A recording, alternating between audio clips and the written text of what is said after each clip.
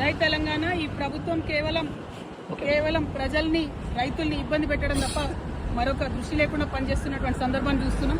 ప్రత్యేకించి రైతులకు 50-60 రోజుల నుంచి ఇబ్బంది జరుగుతున్న ముఖ్యమంత్రి గారు వ్యవసాయ శాఖ మీద రివ్యూ చేయకపోవడం అన్న దారుణం. తక్షణమే రివ్యూ చేయాలి. మిగతా కళ్ళల్లో ఉన్నటువంటి వడ్లన్నీ కొనాలి, ఖచ్చితంగా జొన్నలు కొనాలి, పొద్దుతిరుగుడు పువ్వు కొనాలి. అందరూ రైతులు కూడా ఇబ్బందుల్లో ఉన్నారు. యూరియా దొరకనటువంటి పరిస్థితి ఉన్నది. మరి రైతు ఏడ్చిన రాజ్యం బాగుపడదని అంటారు. ఆ విషయం గమనించాలి. తెలంగాణ రాష్ట్రంలో రైతులు పండించినటువంటి పంటకు తగినటువంటి విలువ లేనటువంటి పరిస్థితి ఉంది. అట్లా కాకుండా రైస్ మిల్లర్లు, స్థానికంగా ఉండే ఆఫీసర్లు, ముఖ్యంగా కలెక్టర్లు మౌఖికంగా ఆదేశాలు ఇస్తా ఉన్నారు.